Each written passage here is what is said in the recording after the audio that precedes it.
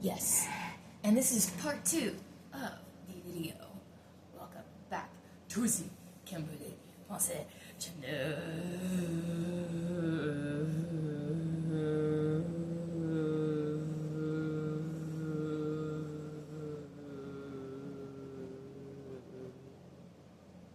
Where we talk about awesome things literally all the time.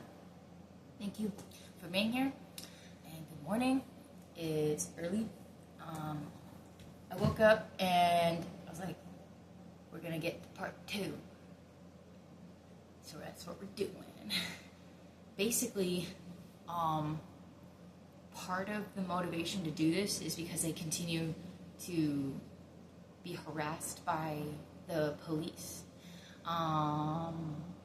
They're weird, but it's what's part of making me, they gave me the motivation and inspiration to do this work because the reason I've been going through warfare is so I can give this word. So it's because somebody else is going through warfare. So God's having me speak on this.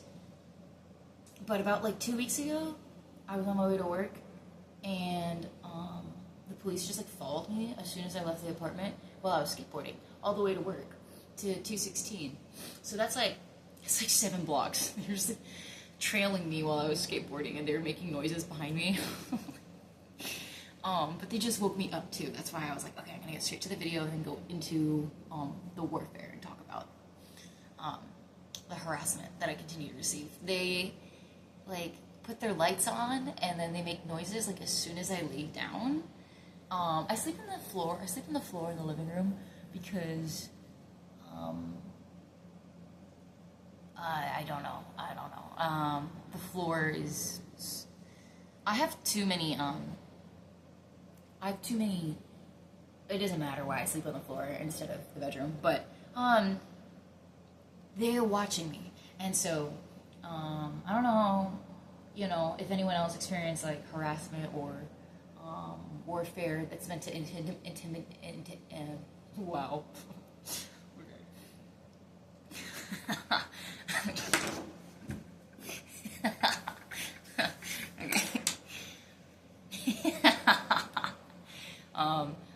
Yeah, I'm gonna double check that this is still recording. Okay, good. Yes. Because yesterday I tried to record this word, and it stopped recording right after we got to delve the funky Homo sapien. So, yeah. The enemy's watching you. They're obsessed with watching you. It's a compliment. This message is for somebody who's working hard, and I mean, like, nose to the grindstone and focused and feeling good about what you're accomplishing, and like the enemy sees your progress and despises it. Like, literally despises it. Like, having a temper tantrum. They want to know your secrets. Your enemies want to know your secrets. They're dying to know your secrets. And it's a lot when you're trying to make headway, and then people, the enemy, it comes in many forms and disguises. So that's what we were talking about with the lyrics yesterday, from Del the Funky Homo Sapien in the song Miss Papolina. Seems like he wouldn't be a snake, or would he? Disguises come in all shapes and sizes. So, like, just don't be surprised when you are making headway. There's going to be serious rebuttals. There's going to be serious resistance. And you can take that as serious progress. You can take it as a serious compliment. I encourage you to do that, but it's not always easy because it's meant to come in the form of discouragement. Like, the enemy wants to halt and stall your progress. So, like, for example, personally for me, like, the dancing was really coming along, and I was very consistent in practicing in the mirror. And then one day I came home, and like, it was just like bad luck. It was weird. I accidentally like knocked it over with my bag on my guitar on my back, coming home, and I kind of like small hallway right there, you know, like coming in when you're all stressed out, or and you're coming home from work and you're like, I don't give a shit, I have all these bags. That's kind of what was happening, but then and then the mirror knocked over and it split right down the middle, one big crack. So it kind of, I still dance with that mirror, but it's like it feels like the juju's off and it feels different, and I think I'm about getting a new mirror. So, and it like kind of like stopped, it disrupted my flow, bro, for sure. So I can get another mirror soon. But like that's an example. Like whatever progress you're making, you're gonna get excited for it. Get excited for that resistance coming up, because you're meant to fight it. You're a warrior in Christ. Proverbs 16:3, commit your work to the Lord and your plans will be established. Someone doesn't like how steadfast you are. Somebody doesn't like steadfast, specifically that word. So whoever's getting this message, it's for you. Very steadfast. You're a steadfast worker. Who is this? Who am I speaking to? This is very, very, very cool.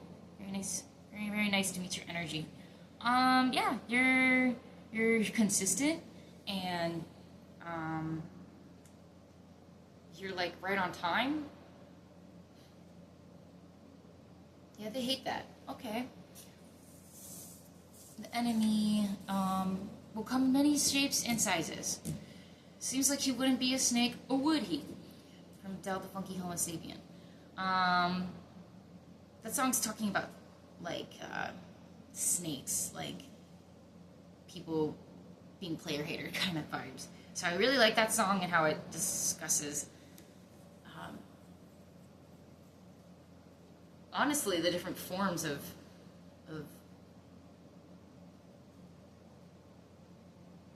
like deceptive. It's like, yeah, that song's calling out deceptive frauds. I love Del the Funky Homo Sapien because I noticed one of his in his other songs he uses the word fraudulent foe. He's such a cool rapper, dude. Fraudulent foe. So he calls out phonies in that song, and I like that. Check out that song, Miss Papalina by Del the Funky Homo Sapien. But I was telling a friend about life, and I said I'm bummed out. I thought that the relationship was gonna last. And I went up to him and I was skateboarding, and I was like, "Hey, cowboy, can I talk to you for a second for like real?" And this was like a week ago, and then he's like, "Yeah," and I was like, "I'm like legit heartbroken." And then he like showed me like FaceTime with his mom. He was like on FaceTime with his mom, and I was like, "Oh." And then like I tried skateboarding away, but then I accidentally just like kind of skateboarded into a curb because I was like all flustered and trying to get away from the FaceTime with his mom that I just interrupted, and like spilled out my heart to him. And I was like, I'm heartbroken. He's like standing outside. Asked me to FaceTime with his mom, and I was like, I tried skateboarding away real quick. I skateboarded into a curb, and then I felt even more heartbroken after that. I felt like a loser and heartbroken. I had to like realign the skateboard and kind of kick it with my feet to get it back up on its wheels, and then on the skateboarded away. I was working, and so he came over after I was done working, and he said, "So tell me what's going on. Why are you heartbroken?" And we were talking for a little bit. It was good, but something I came up with. I don't know, like just thinking about being in the Bronx after like 4 years now, was like 2 pieces of guidelines. And this is for anyone in any big city, I guess. Say what you mean. 2 guidelines to like how to survive a rough neighborhood or the city or whatever. Say what you mean, and 2, keep your hands clean. So it's like being direct and like saying what you mean and meaning what you say. Keeping your hands clean. Like those are the two like guidelines. And I told him that, and I was like proud of like how I came to that conclusion. Or like that own theory of mine. I think it makes sense because there's a lot of things that will test you throughout your time here. There's a lot of weirdos and just a lot of weirdos. So you have to keep your hands clean and not be provoked.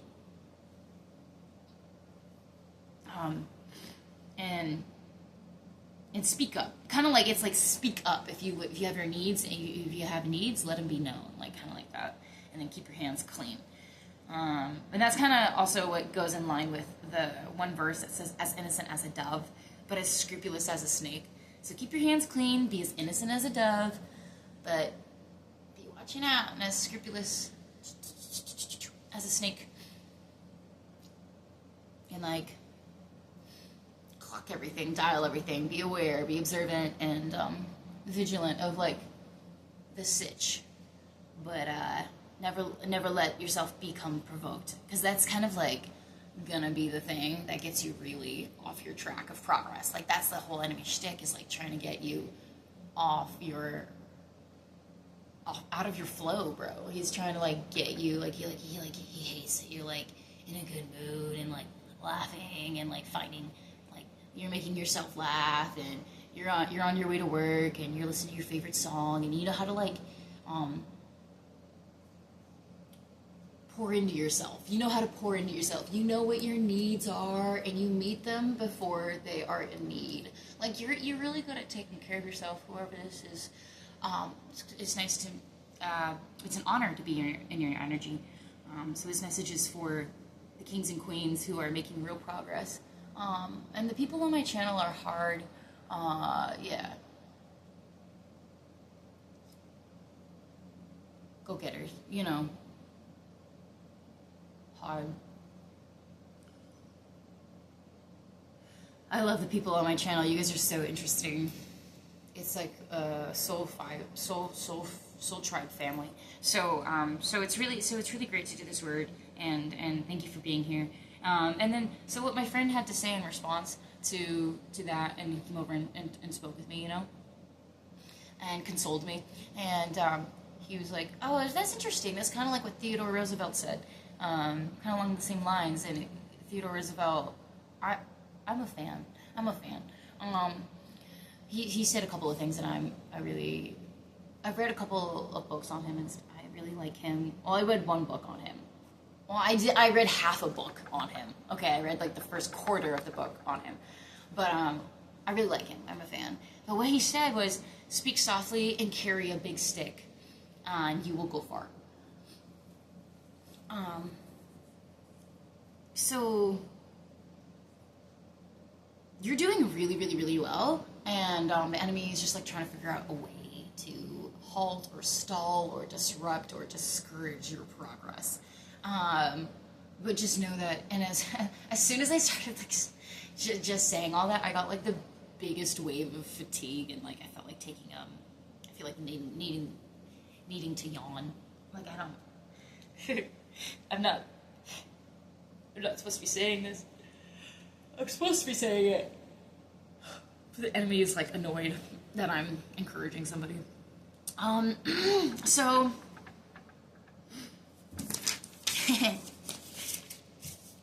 you're steadfast, homie. Good job. 1 Corinthians 15:58. Be steadfast, immovable. Okay, I'm making sure we're still recording. Yeah. Always abounding in the work of the Lord, knowing that in the Lord your labor is not in vain. So that's 1 Corinthians 15:58. And last night I was arguing with myself. Well, I was arguing in my head with God about this verse, and I was like, it's in vain. It's in fucking vain. I was like, fuck you. It's in vain. I'm working in vain. Fuck you. This shit is worth. I was like, because sometimes it is. It is. Like, you actually can't argue with me any other way that I feel like the work I've done in the past 3 years, or past 6 months, or yeah, I feel like it's in vain. I'm very I feel betrayed, and I feel as though the trust I gave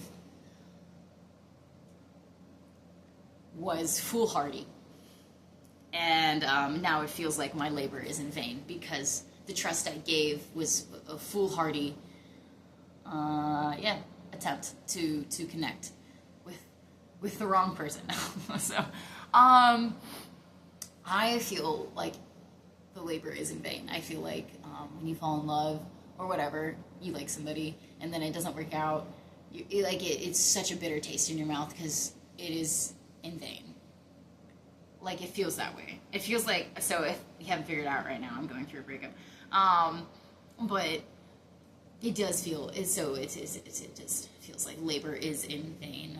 I was arguing last night with God in my head. Like, I was like, fuck you, it's in vain. It's in vain. It is in vain. I'm still so mad about, like, so much of the work I've done sometimes. And how it hasn't, like, it didn't go how, or it should have been bigger, or it should have, I'm expecting to be, I have high standards for myself, and I'm not nearly anywhere where I'd like to be. But we're working on it, and the thing usually about hard work is that you can't see how much work you've put in until you step away and get the perspective yourself. So maybe it's like actually a lot better than I think it is, because it always actually kind of tends to be better than you reckon, and that's just how it goes. We're usually doing a lot better than we think we are. I don't know why that we do that, but I think we're all just hard workers out here, man. I don't know. Work with bees, and I think we're humans, so we think we kind of get down on ourselves, and we constantly like compare, or we like say it should be better or bigger, or we're never satisfied or something like that. Even if we've put in work, we're just humans. We're constantly kind of like nagging God, like, why? Like, can I have more money? Can I have better dick and pussy? I want a better car, and why is his girlfriend so hot? And I should have a hot girlfriend. And my boss talks to me in a way that makes me want to not take him out to lunch, whatever you're working really hard at, it's always going to come with something else. Like, it's like that progress. Like, if you make progress, it's because you like fought to make that progress. And so if you get somewhere in life, what is that one Biggie Smalls lyric, or was it Tupac? If you want something in life, you gotta work hard for it. Something like that. If you want something in life, you gotta work hard for it. So like what? Yeah. So if you have something good, then you're probably fighting like hell to keep it, and that's just how it goes. So if you don't want something good, then don't be ready to fight to keep it. You know what I'm saying? Like, don't really be about the talk if you're not going to be prepared to fight to keep the territory as a king and a queen as you are, because that comes with the territory. You gotta fight to keep it. You can't just have progress year after year after year without the enemy trying to come in and fuck it all up again. Oh, that's what he loves the most. That's what he's trying to do.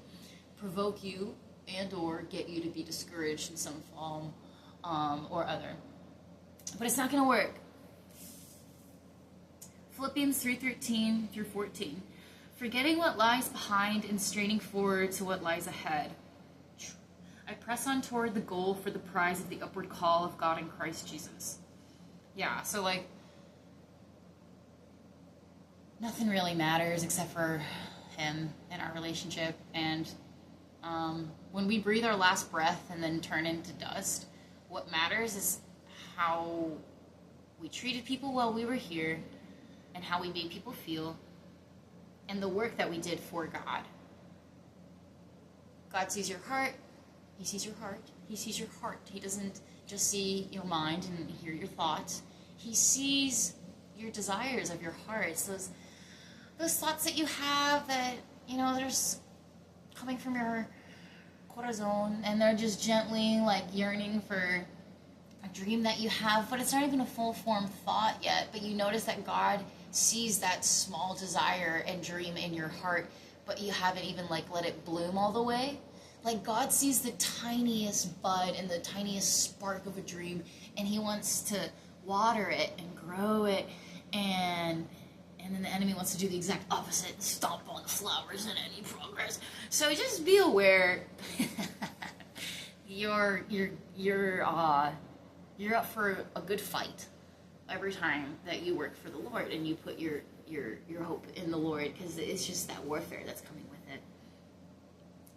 And it's ultimately the goal for the prize of the upward call of God in Christ Jesus. So nothing really matters except for him and like our relationship with him and like what we do for him. And so whatever we're worried about, whatever is like lies behind us, whatever baggage that we're carrying, we can let it go and know that he has a forward call for us that's filled with beautiful, beautiful, beautiful, gorgeous chapters and experiences. Excuse me. So yeah, we got a beautiful summer coming ahead of us. It's going to be a good one. I pray that whatever's on your heart, and is bringing you into times of sorrow and grief, that be washed away, and that there's like a new spark of interest and inspiration for the progress that you've been making on the projects that you're currently really focused on. So congratulations on the blinder focus that you got, like laser focus that you got. Yeah. Congratulations on that, because that is boss of you. And it's going to be a good summer with God's love surrounding us and like making sure that we have like our heads on straight and our hearts full of love. And you can't go wrong in this world. You can't go wrong as soon as you step out your door when you have like a heart full of love and patience. You won't be provoked. No one will bring you down. Only other people around you will bring themselves down, trying to bring you down. That's how powerful you is, chosen one. Job 8:7. Though your beginning was insignificant, yet your end will increase greatly. That's it. I love you guys so much. Thank you very much for being here and hearing me out in this word. Stay safe. Stay blessed. Stay chosen. Peace out.